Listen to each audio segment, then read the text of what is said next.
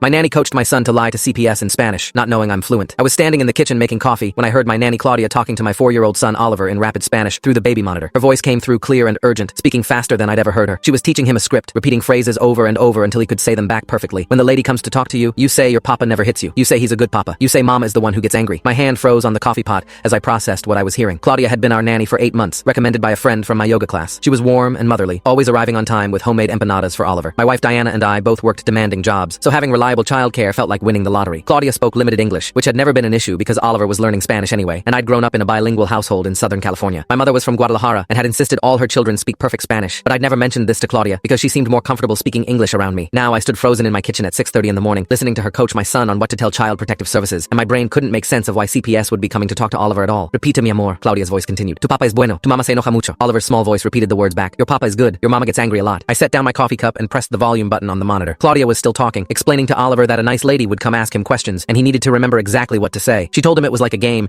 except this was even more important because it would help keep him safe. My 4-year-old son was being coached to lie to government authorities, and the person doing it was someone we trusted completely. I grabbed my phone and started recording the audio from the monitor. Claudia was moving on to different scenarios, asking Oliver what he would say if the lady asked about bruises or if mommy ever scared him. Oliver kept giving the wrong answers, and Claudia would gently correct him each time. No, Michielo, you have to say mommy gets very angry, and sometimes you're scared. Can you say that for me? Oliver repeated it back in his sweet voice, and I felt rage building in my chest. This woman was teaching my baby to accuse his mother of abuse, programming him with false memories and scripted responses. I saved the recording and started a new one, capturing every word before Claudia realized I could hear them. She spent another 10 minutes drilling Oliver on his responses, praising him when he got the script right. The whole thing was methodical and practiced, like she'd done this before. When she finally seemed satisfied, I heard her tell Oliver they should go downstairs for breakfast, and I quickly shut off the monitor and tried to compose myself. My mind was racing, trying to understand why our nanny was preparing my son for a CPS interview we knew nothing about. Claudia walked into the kitchen with Oliver holding her hand, both smiling like this was just another normal morning. She greeted me warmly, asking if I wanted her to make breakfast. Oliver ran over to hug my legs, chattering about cartoons, completely oblivious to what he'd just been programmed to say. I picked him up and held him close, but he was just my normal happy kid asking if he could have chocolate chip pancakes. Claudia started pulling out ingredients, humming to herself while I sat Oliver at the table with his coloring books. Every movement she made felt sinister now. I excused myself and went to my home office, locking the door and immediately calling Diana at the hospital. She answered on the 3rd ring. I kept my voice low and told her we had an emergency with Claudia, that I'd recorded something extremely disturbing and needed her to come home immediately. Diana's voice shifted to focused, asking if Oliver was okay. I told her Oliver was physically fine, but we needed to talk privately. She said she'd be home in 40 minutes and to keep everything normal. I went back downstairs and found Claudia making pancakes while Oliver colored. I sat at the table and tried to make small talk, asking about her plans. She chatted normally about taking Oliver to the park, maybe stopping by the library. Her performance was flawless, not a hint of the manipulation I'd witnessed. When Diana's car pulled into the driveway, Claudia looked surprised but pleased. Diana came through the door with her work bag and hospital badge. She smiled at Claudia and Oliver, but I could see the tension around her eyes. I suggested Oliver might want to watch cartoons, and Claudia offered to set him up. Once they were out of the kitchen, Diana grabbed my arm and demanded to know what was going on. I pulled out my phone and played her the recording, watching her face cycle through confusion, shock, then pure rage as she listened to Claudia coaching our son to accuse her of abuse. And that's when things took a turn I never expected. Full story is linked below or on my channel.